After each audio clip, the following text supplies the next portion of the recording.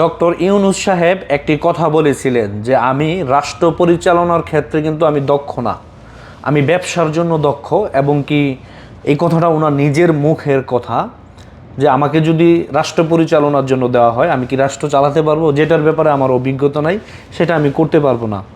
সেনাবাহিনী আরও অনেক লোক আগেই আমাকে বলেছিলেন যে আপনি কি বাংলাদেশের প্রধানমন্ত্রী হতে চান, তখন আমি একটি নাকচ করে দিয়েছি।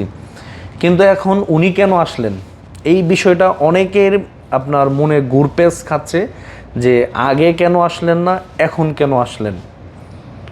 এটা কিন্তু আমার এবং কি আপনার দেশের নাগরিক হিসাবে এটা আমাদের একটি প্রশ্ন যে ডক্টর ইউনূস সাহেব সম্মানিত ব্যক্তি, নোবেল জয়ী একজন মানুষ, মানলাম ঠিক আছে, উনি অর্থনীতিতে উনি নোবেল রাখছে, মানে অর্থনীতিতে উনি মানুষকে বুঝাইছে যে গ্রামীণ ব্যাংক প্রতিষ্ঠা করে উনি মানুষদেরকে আপনার দরিদ্র থেকে ধনী বানাচ্ছে। কিন্তু না, এই ব্যবসায় মানুষকে ফকির বানাচ্ছে, ঋণ নিয়ে মানুষ ফকির হচ্ছে।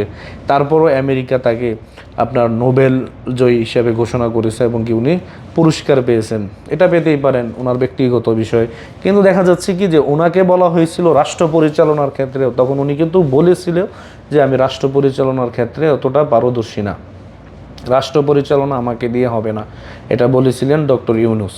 কিন্তু এখন কেন উনি উপদেষ্টা হলেন, এটা কিন্তু অনেক মানুষের একটি আপনার মন থেকে এই কথাগুলো আসার চেষ্টা করে যে আগে কেন উনি আসে নাই, এখন কেন আসলো।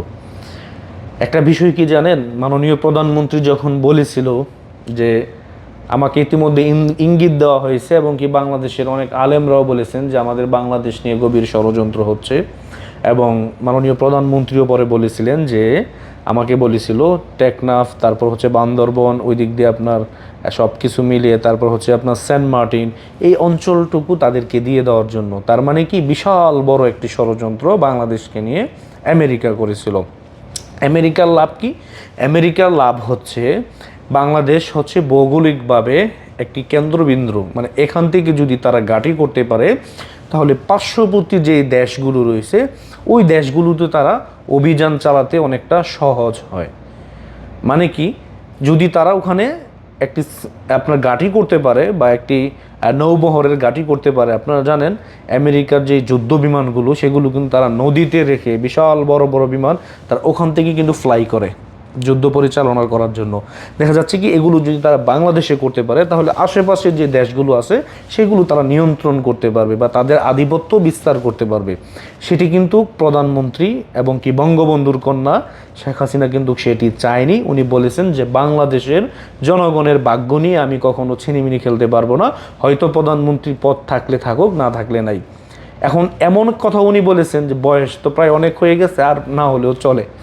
আসলে কি উনি যেই কার্যক্রম, বাংলাদেশের যেই উন্নয়নমূলক যেই প্রজেক্টগুলো চলমান রয়েছে, যদি এই প্রজেক্টগুলো শেষ হয়ে যেত আমার মনে হয় উনি নিজেই বলতো যে আমার আর প্রধানমন্ত্রীর দরকার নাই, অন্য কাউকে তোমরা বসাও। কিন্তু দেখা যাচ্ছে কি আমরা বাঙালি এতটাই আবেগপ্রবণ বাঙালি, আমরা আমরা যেই সম্মানটুকু তাকে দেওয়ার সেটা আমরা দিতে পারি নাই।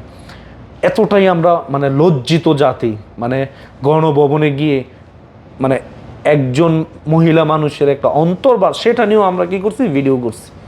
ভাই এগুলা কি, আমরা বাঙালি হিসেবে আসলেই লজ্জিত সারা ওয়ার্ল্ডের কাছে।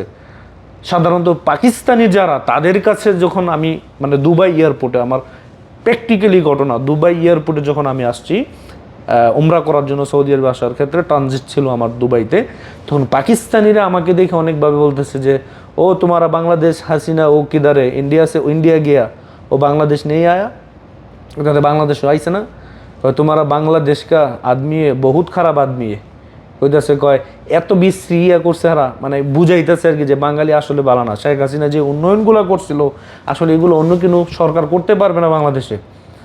এটা মুরব্বী যারা রয়েছে বাংলাদেশে তারাই কিন্তু বলতো যে আসলে অন্যান্য সরকারের আমলে যে উন্নয়নগুলো হয়েছে শেখ হাসিনার আমলে এর চেয়ে বেশি উন্নয়ন হয়েছে, এটা সত্য কথা।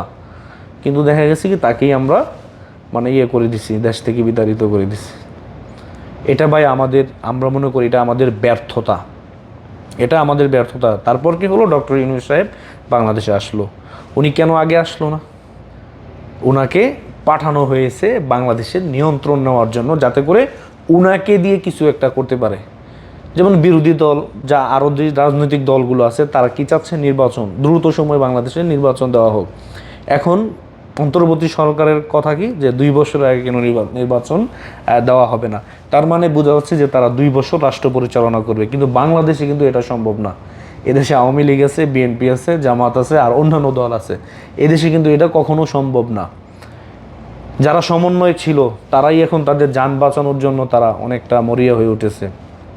এগুলো কিন্তু ভাই বুঝতে হবে। এটা বাংলাদেশকে নিয়ে অনেক বড় ষড়যন্ত্র হয়েছে, এটা আপনাকে মানতে হবে। এবং কি জননেত্রী শেখ হাসিনা বাংলাদেশের অনেক উন্নয়ন করেছেন, এটা আপনাকে স্বীকার করতে হবে। কারণ উনি যে উন্নয়নগুলো করেছেন, আজকে রাস্তা দিয়েও যখন হাঁটবেন তখন শেখ হাসিনার কথা মনে হবে। অনেকে বলেন যে মডেল মসজিদ নির্মাণ করা হয়েছে সৌদি আরবের অর্থায়নে। ভাই, এই অর্থগুলো কে আনছে? শেখ হাসিনা আনছে। এটা ওনার অবদান, এটা বুঝতে হবে আপনাকে। এটা আপনাদেরকে অবশ্যই বুঝতে হবে। কারো চাটুকারিতা না, যেটি বাস্তব সত্য কথা সেটি বলতে হয়। আপনি আমার থেকে বেশি শেখ হাসিনার বিরুদ্ধে ছিলেন না। আমি একজন কর্মী, শেখ হাসিনার কর্মী হিসাবে আমি বলতেছি যে আপনি আমার থেকে বেশি শেখ হাসিনার বিরুদ্ধে ছিলেন না। আমি কেন আওয়ামী লীগের একজন কর্মী হয়েছি আমি গর্ববোধ করি। কারণ বঙ্গবন্ধু যে আদর্শ লালন করেছিলেন, বাংলাদেশকে নিয়ে যে স্বপ্ন দেখেছিলেন, সেই স্বপ্ন শেখ হাসিনাও কিন্তু দেখেছেন।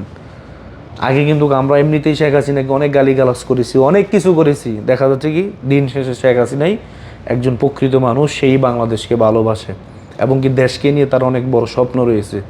তার পিছনে থেকে দেশকে সাপোর্ট দেওয়া মনে করি আমাদের জন্য মঙ্গলজনক। এটা এখন না, কিছুদিন পরে আপনারা অবশ্যই বুঝবেন। ভালো থাকবেন, সুস্থ থাকবেন। আসসালামু আলাইকুম।